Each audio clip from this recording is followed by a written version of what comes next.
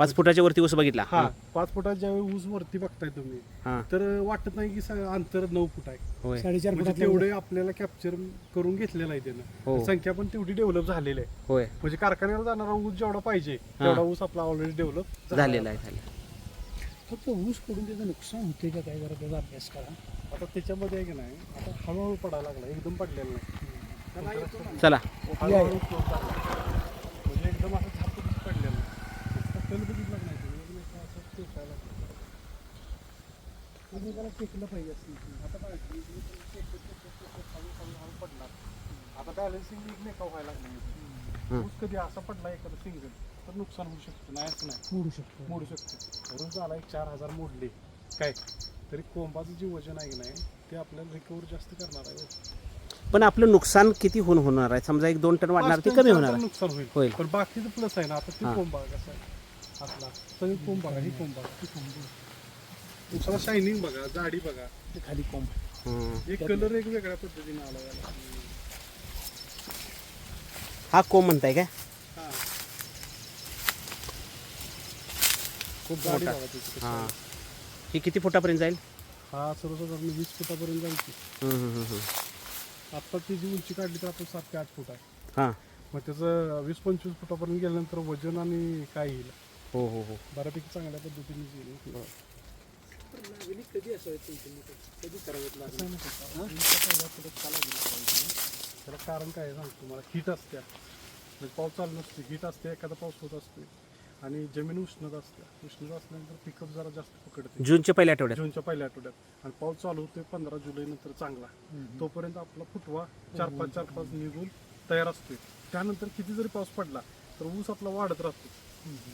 आणि जुलैमध्ये समजा एंडिंगला, समजा जुलैला एंडिंगला की तर लावला आणि पाऊस चालू झाला, काम करता आलं का? काम करता आलं नाही. मग 45-50 दिवस आपल्याला त्यात काम करता येते आणि त्यानंतर पाऊस चालू होतो. मग त्याचा फायदा काय होते?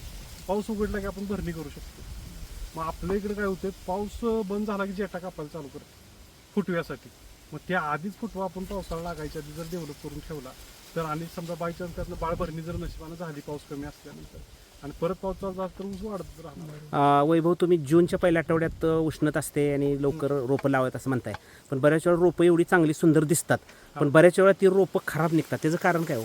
आता कसं आहे, सर्वसाधारणपणे बियाणाचा वापर जो आहे, आता नर्सरीवाले कशा पद्धतीने करतात हे आपल्याला माहीत नसतं. हां मग काही लोक, आपण नाव घेऊ शकत नाही, पण काही लोक निवडेची पण रोपं तयार करतात, हां. खोडवेची पण करतात.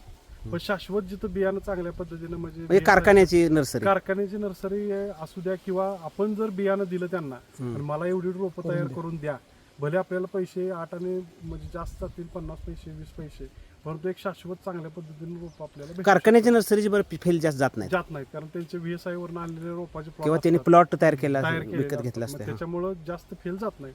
आणि ज्या लोकलच्या नर्सरी आहेत त्या सर्वसाधारण सगळ्याच म्हणता येत नाहीत, पण काही ठराविक अशा नर्सरी आहेत की नेडव्याचे वगैरे रोपं वापरतात, खोडवेचे वापरतात. नुसतं दिसताना रोप चांगलं दिसतं, ज्या दिवस पुढे पुढे जातील तसं ते वेगळं रंग दाखवायला चालू होतं. नाही, ते झाडी येतच होत नाही ऊस, ते हीच होते काय म्हणतात त्याला, गवताळ तयार होते, चाबुकानी तयार व्हायला लागत्या. म्हणजे हा सगळा जो आहे तो कृषी कल्चरची जी रोप आहेत, 3री स्टेज 4थी स्टेज, ती जर आपण प्रत्येक शेतकऱ्यांना 10 एकर क्षेत्र असलं, 5 एकर असलं आणि स्वतःचा जर बियाणे माळा केला आणि स्वतःची रोपं जर स्वतः तयार केली तरी सुद्धा सुपर क्रेन नर्सरी प्रमाण जर तयार केली तर चांगल्या पद्धतीने उत्पन्नात सुद्धा शाश्वतपणे वाढ होऊ शकते.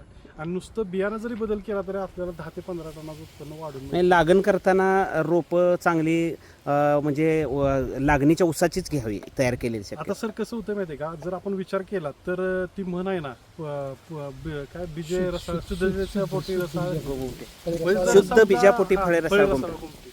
पण जर समजा आपलं बीज जर चांगलं नसेल आणि आपण जर ताकद लावत बसलो तर त्याला काय उपयोग होणार नाही हो. मग मस्त 10 टॉले शेणखत टाकलं, 20 टॉले टाकलं, बीज जर आपलं खराब असेल, रानात सगळी गवताळ वाढत झाली तर आपण करणार काय? मग त्यासाठी पहिला मुद्दा आहे तो बियाण्याचा योग्य म्हणजे नियोजन करणं गरजेचं आहे. म्हणजे जसं 5 मुद्दे असतात: पाण्याचं व्यवस्थापन, लागवडीची योग्य पद्धत, जमिनीची मशागत, रासायनिक खताची योग्य मात्रा, तसं बियाण्याचं योग्य पद्धतीचं बियाणं 10 महिन्याचं बियाणं असावं, पाला सोललेलं नसावं, म्हणजे कवळेपणा चांगला असावं, कृषी कल्चरचं 3ऱ्या स्टेजचं 4थ्या स्टेजचं असावं. म्हणजे ह्या ज्या गोष्टी आहेत त्या तेवढ्याच महत्वाच्या आहेत आपल्याला अवरेजच्या दृष्टिकोनातून. जरी ऊस आपल्याला तुषिकल्चरचा ऊस जाडीला कमी दिसत असला तरी सुद्धा त्याचं वजन ही जास्त पद्धतीने येतं. आणि काय ऊस दिसताना जाड दिसतो आणि वजन येत नाही, हा हा हा असे पण त्याच्यामध्ये हे आहे. आतनं भरला पाहिजे. आतनं भरला पाहिजे ऊस मला थोडक्यात. आणि जे शाश्वत भक्कमपणा म्हणजे जो बी पाहिजे, चांगलं असेल तर ती ऊस भरणार 100% भरला. आणि त्याला खत पाणी देतच असतोय आपण. हा आणि सगळं आपण देणार. आणि एक गोष्ट आपली बियाण्याची निवड चुकली हा तर सगळंच फेल जाणार. हा खरं. त्यासाठी बियाण्याची निवड जेवढं, खत व्यवस्थापन शेवटी वजनही महत्वाचं आहे. आणि खत व्यवस्थापन जेवढं महत्वाचं तेवढं बी पण महत्वाचं. खरं आहे. ओके. की हरळीचं